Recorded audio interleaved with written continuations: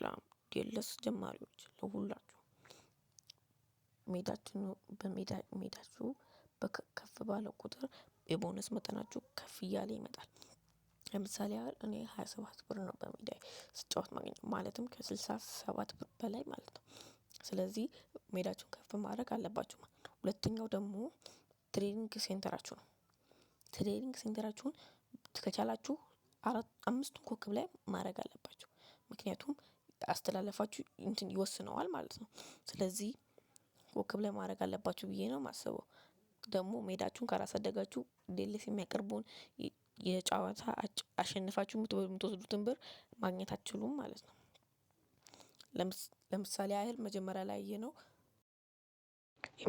የሚያቀርባቸውን ውድድሮች ማግኘት ስለማትችሉ ይሄ ማለት ነው። ይሄን ማግኘታችሁ ነው ሜዳችሁ ከፍተኛ ትልቅ ካልሆነ ማለት ነው። እናም ደግሞ ይሄን በመጫወት ኮይናችሁን ሰብስቡ። ኮይናችሁን መሰብሰብ አለባችሁ። ደግሞ ከ80 በታች የሆኑ ተጫዋቾችን አትግዙ። ብትገዙ ሽጡ። አሁን ጀማሪ ከሆናችሁ ደግሞ ከ85 በላይ ግዙ ማለት ነው።